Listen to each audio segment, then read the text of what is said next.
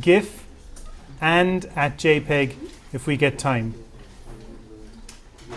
It seems perhaps a little adventurous to try and do two of the most popular formats in one class when we've done nothing so far of any of the formats, but we've been doing a lot of Mr. Miyagi wax on, wax off stuff all along, and so we're going to fly through GIF now today because we already know how GIF works for the most part.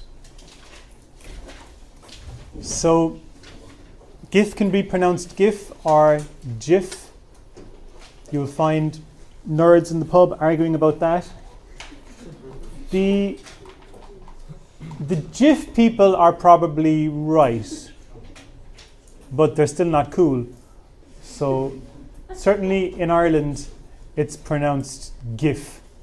And, you know, if someone goes, it's pronounced GIF, just slap them, okay? Anybody who pronounces it GIF, I think, just deserves to be slapped.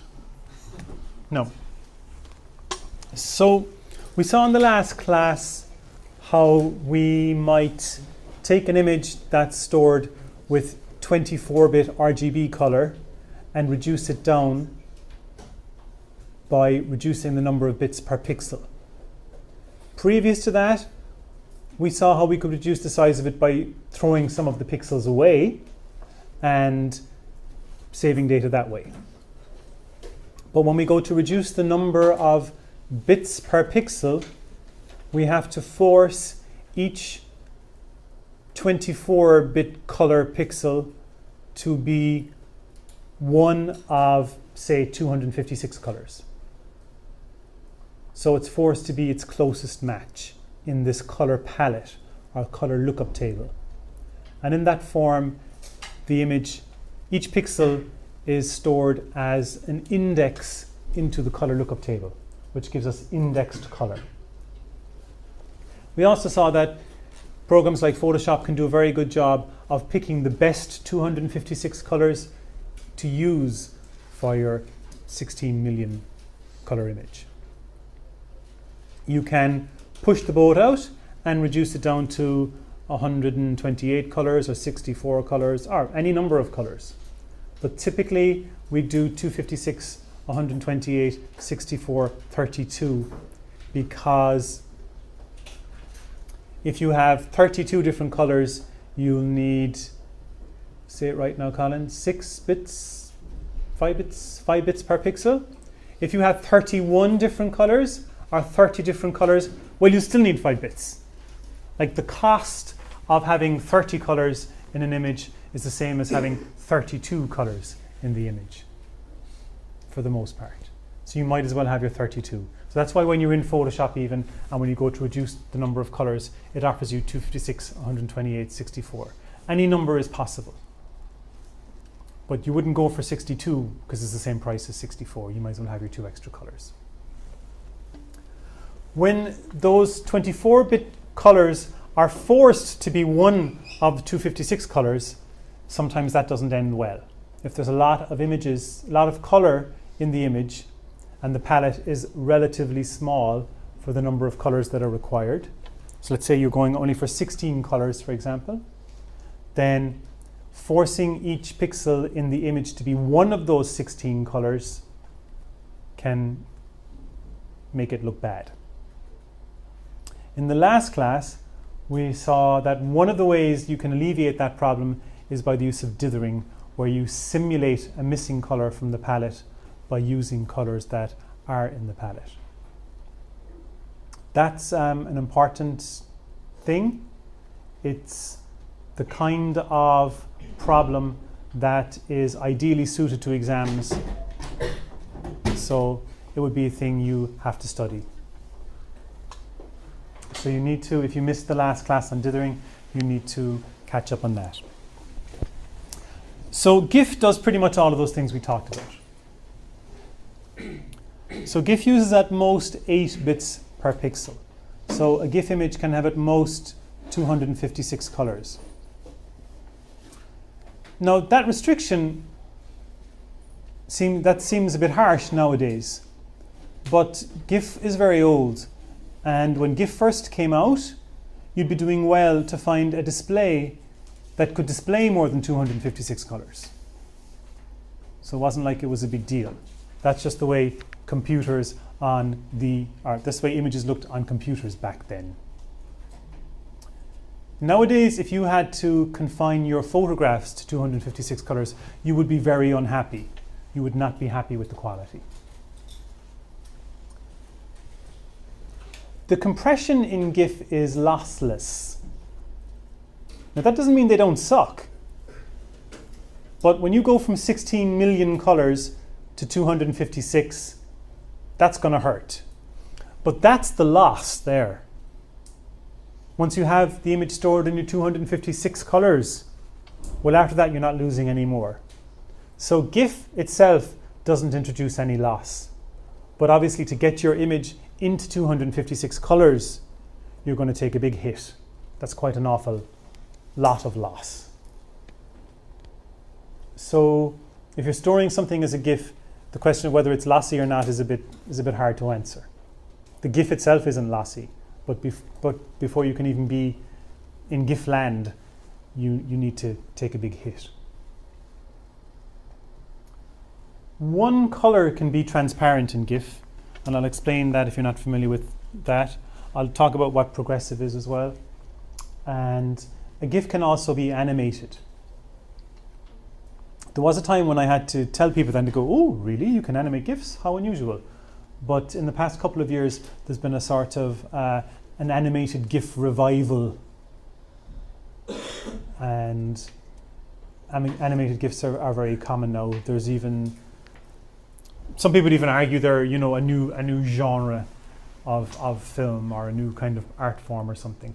I probably wouldn't go quite so far just yet. But you can animate GIFs, and in the very early days of the internet, you would see very, very short clips even as animated GIFs. But obviously we're going to look at much more sophisticated ways of describing video later in the module. So certainly if you had a movie, you wouldn't save it as an animated GIF. One of the reasons people do save things as animated GIFs is that GIF is a very old format. It's been around a lot, so all sorts of displays would be able to handle it. Whereas if you were to code your 2 seconds of cat video with some more sophisticated format, it may or may not play on where it's going. So animated GIFs are popular because they work in so many places. So I'll talk a little bit now about transparency in a second. So GIF is ideal then for logos and things like that. So wherever you have plain expanses of the same color, you may be reaching for the GIF there. So the CIT logo actually looks better as a GIF than it does as a JPEG. Now, of course, the CIT logo is pretty much a best case scenario. Are there 16,777,000 colors in the CIT logo? Well, no. There's 2. Now, if we take that in order to make the edges look smoother between the red pixels and the white pixels, we might have some pink pixels in between just to make it seem a bit smoother. Even then, you're talking maybe 4 or 5 colors. If we take ye olde CIT logo, that has some more colors in it, but again, not so many. So for logos, graphics, buttons, drawings, cartoons, GIF is very well suited to that. And it preserves those kinds of things quite well. Because GIF itself isn't introducing any loss, and to represent those kinds of things in 256 colors is no big deal. Whereas if we were to take a picture of this lovely sunny day and then we were trying to force it into be 256 colors, we might not be happy with the results. So for certain kinds of images, GIF is ideal.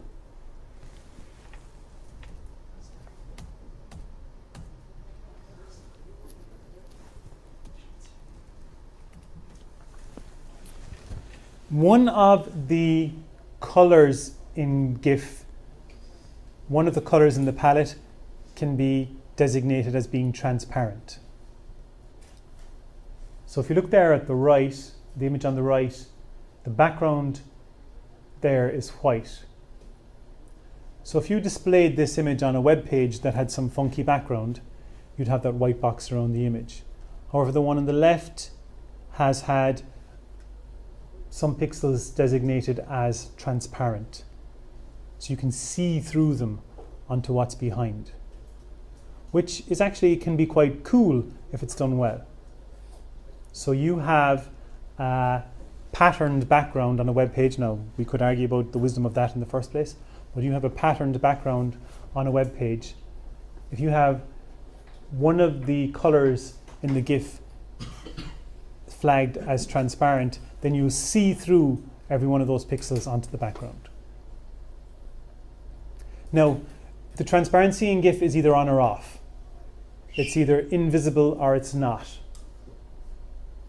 Nowadays, we actually like to have more sophisticated forms of transparency where something is half visible, half not. It's 20% visible or it's 80% visible. We can't do that in GIF. It's either visible or invisible. But that typically works okay. That's a useful thing. GIF can do progressive coding. And progressive coding comes from the early days when the interweb was like way slow, man. When we go to a web page now, it all appears instantly, most of the time. But in the early days of the web, you would notice that the text comes first, and then it goes off and gets the images, and then the images would slowly download before your very eyes.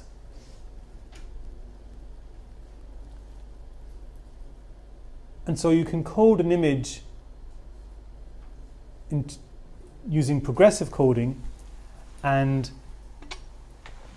that makes the wait not seem so long. It doesn't actually get there any faster, but it makes it seem less frustrating to wait for an image. Excuse me, if it's coded progressively. And so when an image is coded progressively, you can half see all of the image at the halfway point. Whereas with a normal download, you can fully see half of it at the halfway point. So I'll show you now what I mean by that. I've simulated what that might look like here. So here we have an image that's downloading progressively. So it's starting to arrive, and here at about the halfway point, we can half see all of it. As the download progresses, it starts to become crisper and more precise. So that's a progressive download. With a regular download, you can fully see half of it at the halfway point. Whereas with the progressive, you can half see all of it. No, the progressive isn't faster. In fact, there may even be a slight overhead to pay for having a progressive download compared to a regular one. But it doesn't feel as long. So this was very popular in the early days of the internet. And GIF achieves this by, instead of doing line 1 and then line 2 and then line 3 and then line 4 and then line 5 and then line 6 and then line 7, it would do line 1 and then line 5 and then line 9 all the way down. And then it would go back and fill in the missing lines. Then it would do 2 and 6 and 10. So instead of doing 1, 2, 3, 4, 5, it would do like 1/4 of them and then come back and do another quarter and then another quarter, and then finally it would fill in. So that was a useful feature of GIF. That's pretty much everything I have to say about GIF, I think. Now, so GIF was around for a long time and did us quite well for a long time. And what I'd like us to do now is to look at the Wikipedia explanation of GIF and what it does, and see how much of that we can understand.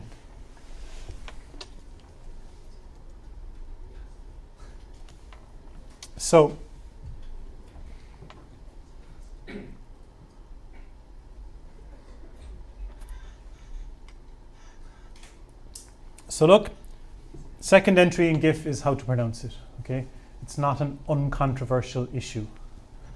I'm surprised there hasn't been a whole episode of Big Bang Theory around the whole pronunciation of GIF, but they're TV nerds, not real nerds. No. So look, it says GIFs are suitable for sharp-edged line art such as logos with a limited number of colors. That's the key. The number of colors is limited. GIFs the man for the job.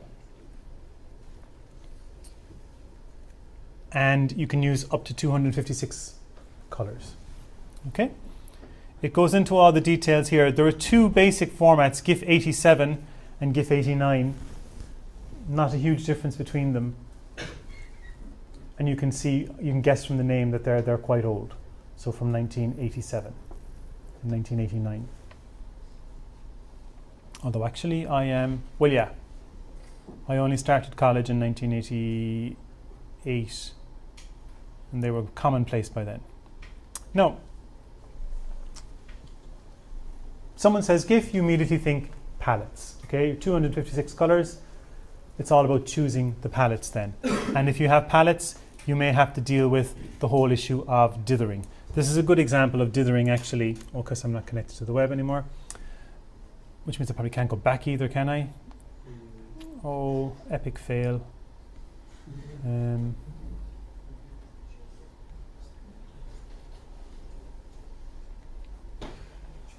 Okay, well, I'm just going to talk off the top of my head then. So, it turns out that you can, in fact, use more than 256 colors in a GIF. There is a freaky variant of the format where it's broken up into areas, and each one of those areas can only have 256 colors. But it can stitch them back together again. But you don't see that very often. And I wouldn't be surprised if you tried that, some decoders would have a tizzy fit and just tell you to go away. The most important thing then about GIF is that it uses Lempel-Ziv-Welch then to compress everything. So if you have 8 colors, each pixel will take up 3 bits, and then it will start building a dictionary after that. So you'll have entries 1 to 8, and then it'll start building a dictionary of pixel combinations. And so if there are repeated patterns of pixels, it'll all go quite well. If it was completely random, it's not going to work so well. So GIF is ideal where you have repeated areas of the same color, for example. So the compression that GIF uses is LZW. So we saw how that would work for letters, for documents. It's also what's used in GIF. Because it goes left to right, top to bottom, you can take an image and rotate it 90 degrees. And depending on how you do it, the original image might be a best case scenario for GIF, and the 90 degrees rotated one could be a worst case scenario. And you'd see that even though they're essentially the same image, they would give you completely different file sizes. Also, an image that has dithering is going to be more troublesome for the LZW compression than one that just has plain expanses of color. So although the dithering can help alleviate the problems of having a very small palette, there can be a price to pay for that because it's not as compressible. So that can affect the trade-off. And that's one of the reasons why I'm asking you to code your images with and without dithering and see the impact of that on the sizes. So that's GIF. Very popular. The first image format, really. The first we saw of images on the web and the internet, I said the web. It's pre-web. The internet existed before the web. But the first internet image format, the first time we had, cat pictures, they were GIFs. Now, JPEG then is a completely different animal altogether.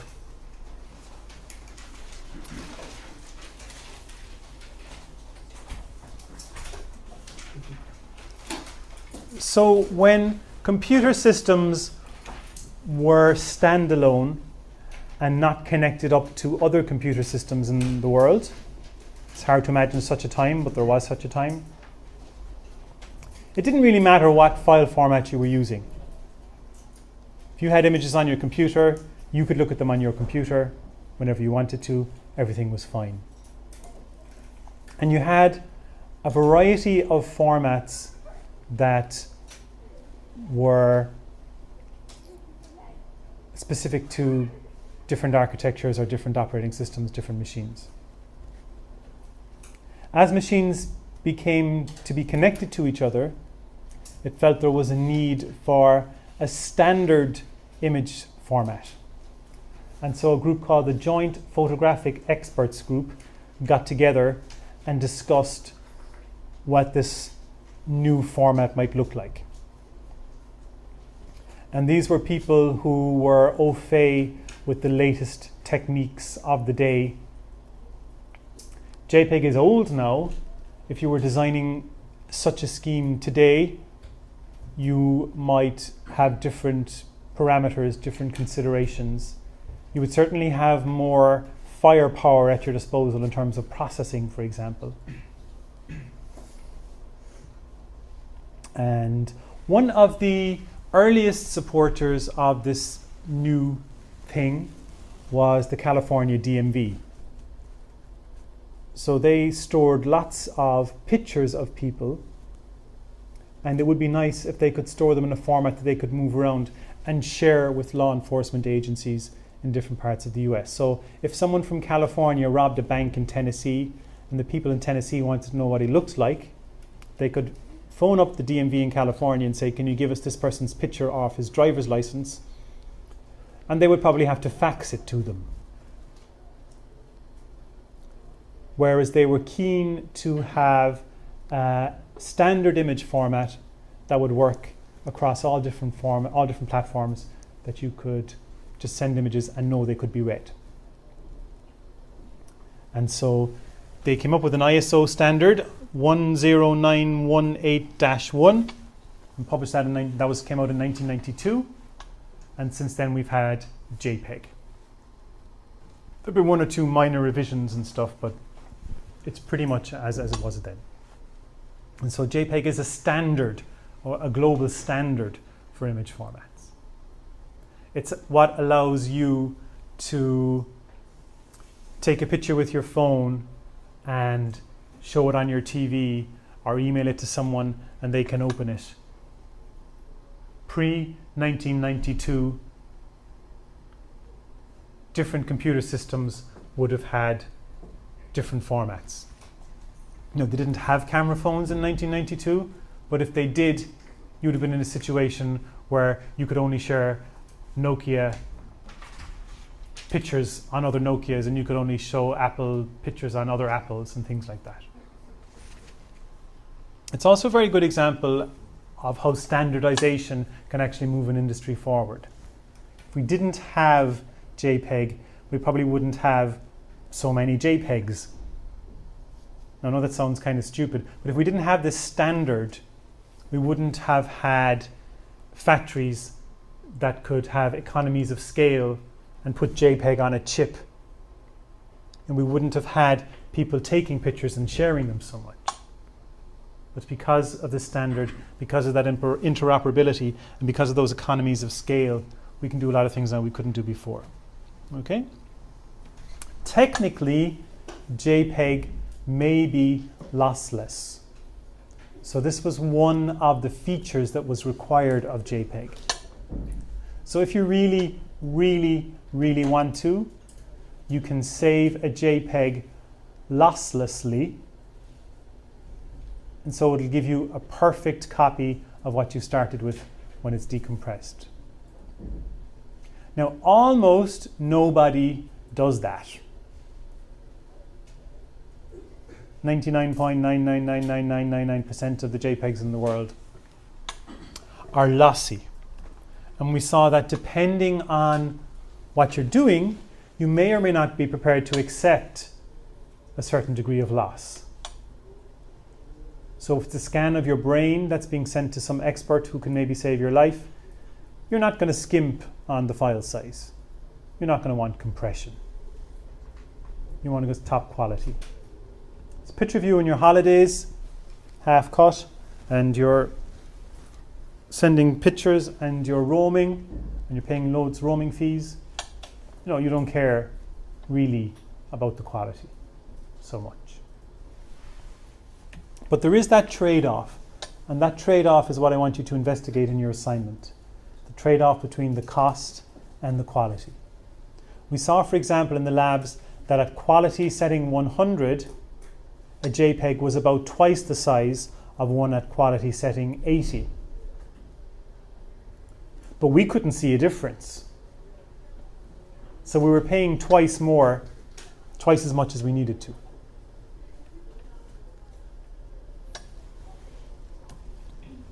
We talk about compression ratios, and the compression ratio is basically the size of the original image divided by the size of the compressed one.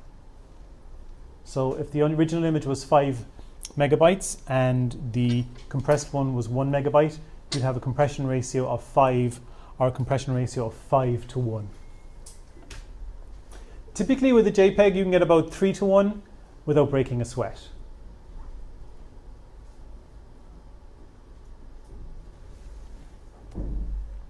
So you can have high quality large files. So you can, if you have a digital camera, for example, you can specify the quality and the size. So you can have large images, but you can have fewer of them, or you could have lots of low quality images. I think you really notice that trade-off when you take your MP3 player to the gym. So you can have maybe 100 songs at high quality, or you could have 400 songs at lower quality.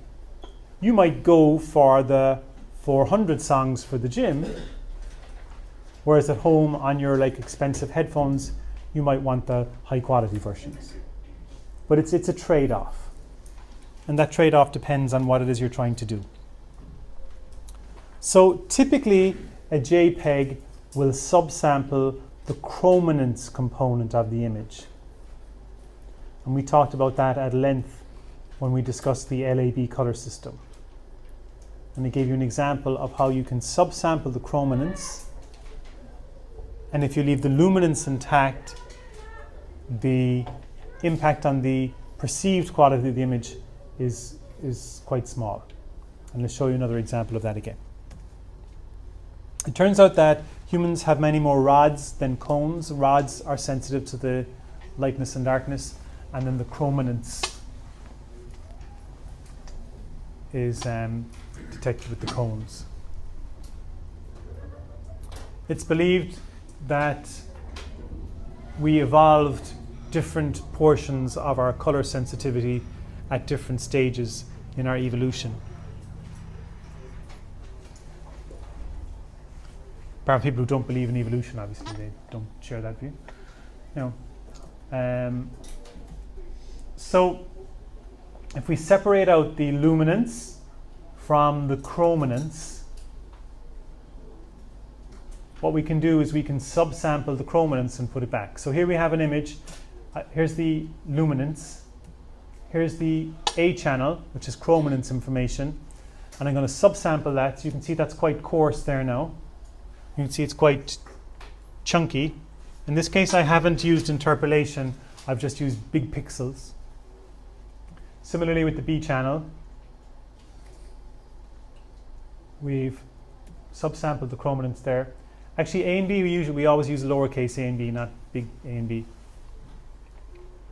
Now, if I put those subsampled channels back in,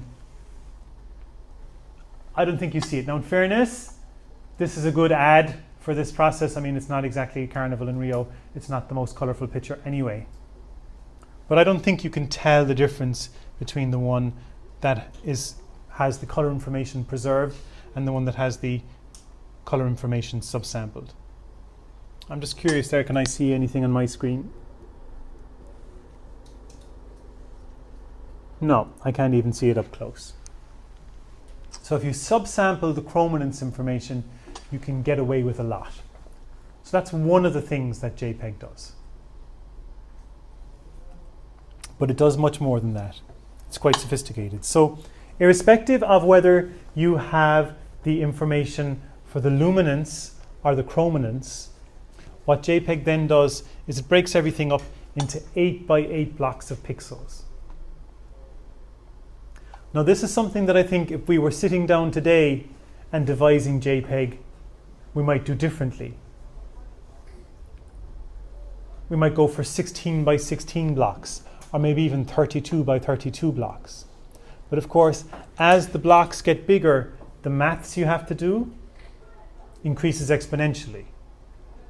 And so at the time, obviously 8 by 8 was a natural size anyway, just in terms of, memory and stuff. But 8 by 8 was probably as far as you wanted to go in terms of pushing the boat out processing-wise. I'm sure they discussed 16 by 16 and people said, but if you look at what we have, it would take ages for the images to decode and stuff, and it would be very slow and be very hard work for the machines. 1992 is a long time ago in computing terms. So we might do things differently today. But we have a standard now and we're going to go with that. So, the discrete cosine transform is the main thing that does the work in JPEG. And the discrete cosine transform is a bit of maths voodoo that transforms information from the spatial domain to the frequency domain. And you don't actually need to know what that means. But it's to do with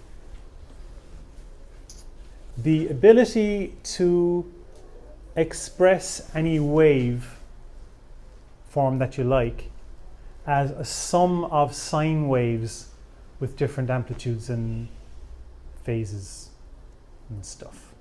We don't need to know that. So the discrete cosine transform is a thing that will transform you from the spatial domain to the frequency domain. I like to think of it like the transporter in Star Trek. So they beam you up, and you're up there somewhere, and then they beam you down and you're back again. And if you watch Star Trek, you know that it's not without peril, and there are often accidents that happen in the transporter, and all sorts of things can go wrong.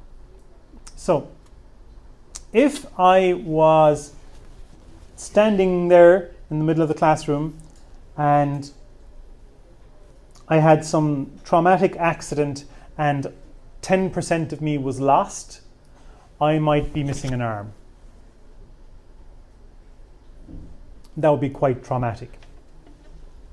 However, if I was beamed up, and while I was up there in the ether, 10% of me was lost there, and I was beamed back down, you might go, oh, Colin, you've been to the gym.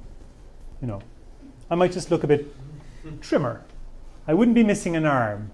The color of my tie might have changed slightly.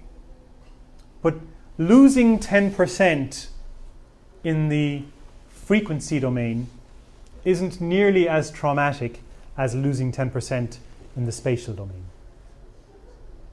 And it turns out what the discrete cosine transform does is it organizes all the information and lines up the visually most important stuff first and puts the least important stuff at the end. And if we decide to lose the end, well, do you know what? We've lost the stuff we didn't really notice so much anyway.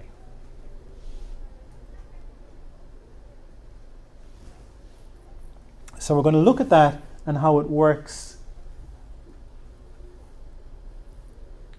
But I don't want to freak you out. The main thing you need to know is that the discrete cosine transform beams stuff up. We lose some of it there, and when we beam it back down, it doesn't look so bad. It looks a whole lot better than if we'd lost the equivalent amount of stuff without beaming it up. So, let's say these are the numbers. Let's say these are the luminance values for a particular 8x8 block of pixels. The first step we do is we subtract 128 from everything there. Now, you'll notice that to go back from this, we could just add 128 and we'd have lost nothing. So that in itself is lossless.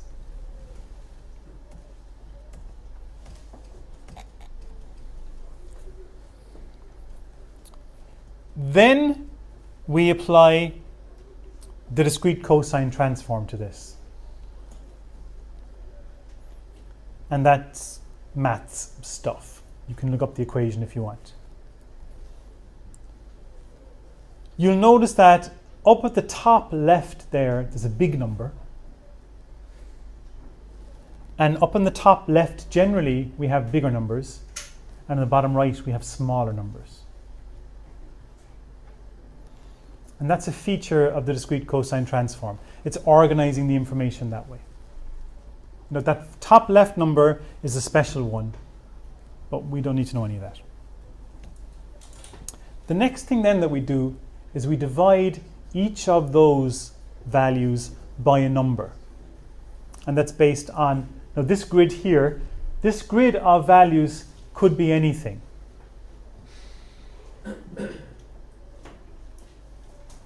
And so depending on how much loss you want, you might use a different grid. In fact, different implementations of the algorithm may use very different grids.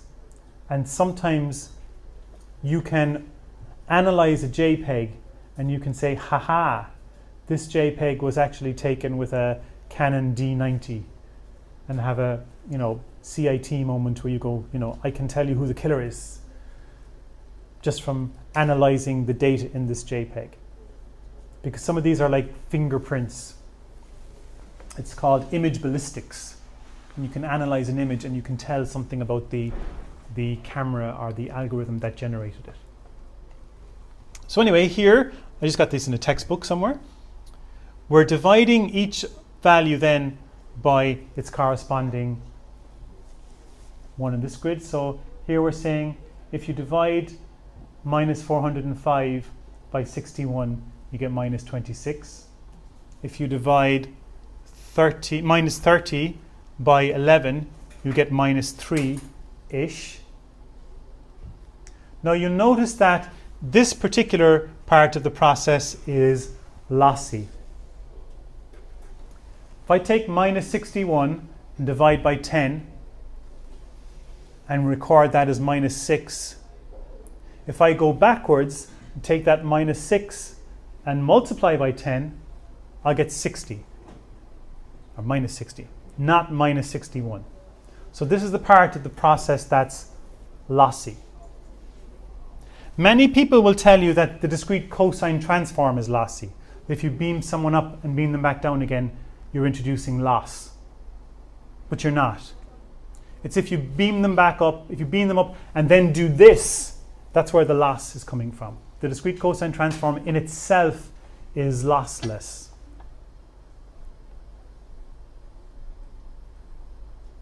So we do a whole bunch of that. So that's kind of reversible, that process, but not quite. So now our block of 8 by 8 pixels is represented by this information here. And you'll notice how there's lots of information up on the top left, and down the bottom right, there's kind of nothing. We list these values then in this zigzag pattern.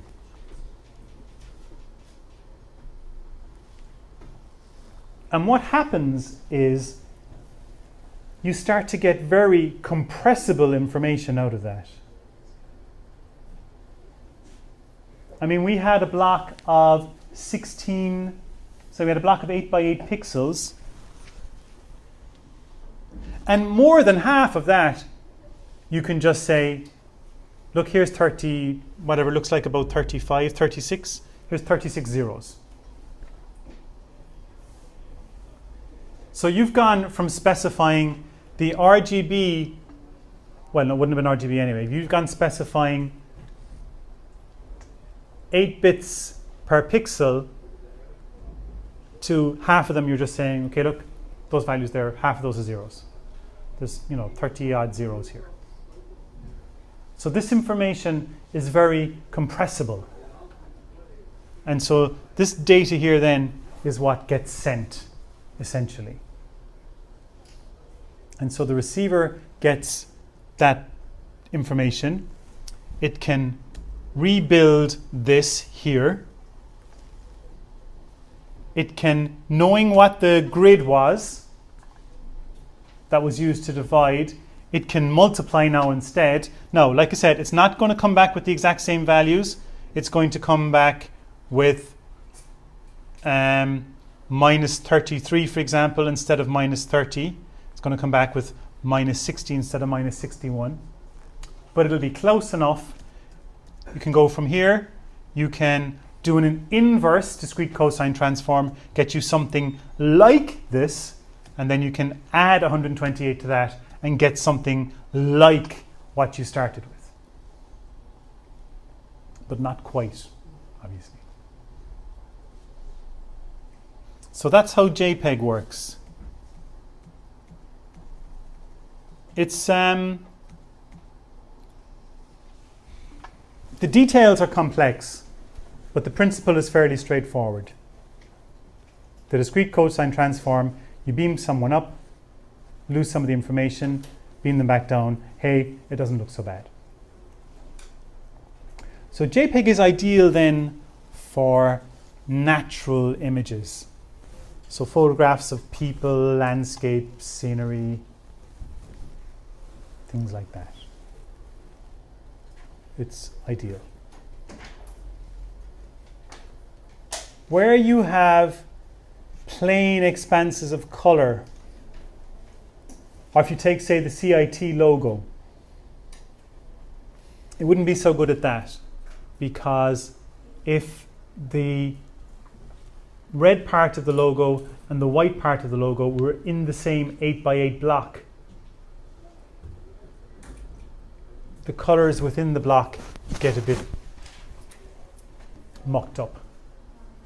So if you have a logo and you code it in JPEG with very high compression ratios, you'll find it starts to look kind of a bit mucky or a bit dirty. It's unsatisfactory, but it's hard to put your finger on it. So just one last time, I want to drive home the discrete cosine transform point. So you have your original data and you beam it up to the frequency domain.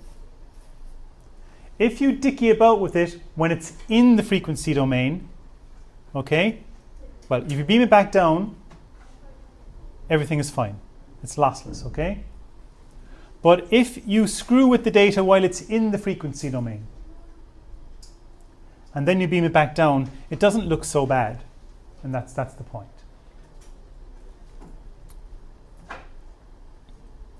Now, if the compression ratio is very high, you start to see those 8 by 8 blocks.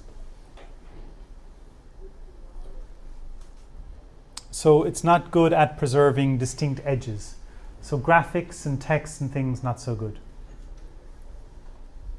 So like if you have a cartoon or a comic, depending on how it's colored, you might find that a GIF is better than a JPEG. If it's just line art, for example, a GIF might do a much better job. So if we look here at something that's been coded with JPEG, here we have lots of fine lines and detail, and that's not great for JPEG. If we zoom in, you can start to see the blocks. I've ruined you now. Next time you look at an image, you're going to see blocks that you never saw before.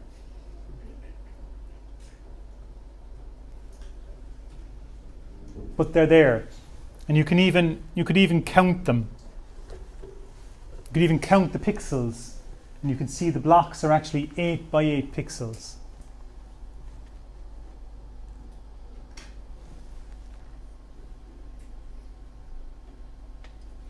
And so within one of those 8 by 8 blocks, the colors can get screwed up. There can be a bit of exchange between one pixel and another. So JPEG isn't great at edges. But the worst thing really is the blocks. You'll see the blocks everywhere now. So I don't want you to get too freaked out about that. I want you to understand that there are different stages of the process, and each stage you should know what it's trying to do. And each stage is reversible, but some of them have introduced loss that you can't recover from.